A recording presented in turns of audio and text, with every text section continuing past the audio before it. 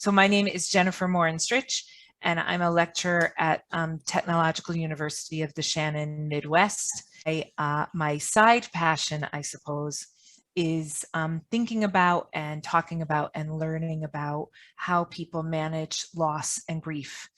And one of the things that I do out of that is that I host and co-host Death Café events. And I like that idea of coming to a Death Café to learn a little bit about yourself and your own feelings about loss and grief and death and our kind of experience of human mortality, but also that you're in this place where you can easily learn from other people as well, and you get to do some of that learning all over cake and coffee and tea and other delicious things, because that's part of the Death Cafe experience.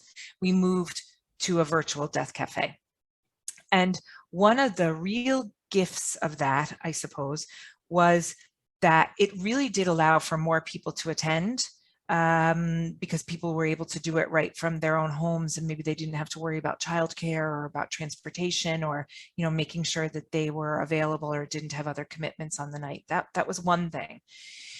We also reached a much broader audience, the Limerick-based Death Café, the virtual one, from as far away as California and Morocco and the UK and France. I'm bringing here my co-host, Dr. Aoife McLaughlin from Mary I, who's been working on Death Cafés with me over the past couple of years.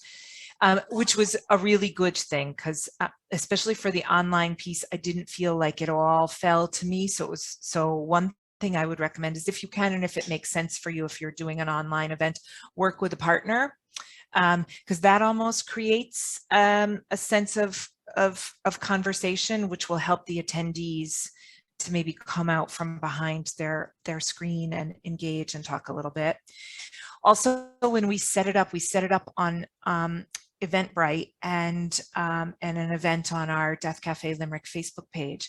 And when people emailed in for the link, we had a little list of guidelines that we could email back to them that said, try to be in a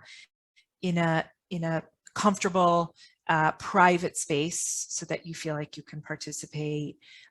Make sure that you have some good internet access, that your microphone is working, and that your camera is working. Also said to people, please go away and get yourself a slice of your favorite cake, stop at the bakery on the way home, get yourself something that's a real treat for you, and kind of bring the party into your own home, because that's something that we would normally provide if we were together in a physical space for a Death Café, or where we were able to host one Death Café Limerick event that was in person, and that was in October. And that was part of the Samhain Festival here in Limerick. And it's just so lovely for us to be able to link up with these organized festivals that happen in Limerick. It's just it just feels like you're part of something bigger, whatever way we're going to be. Come the springtime. I know that Death Café Limerick definitely plans on being part of the Lifelong Learning Festival.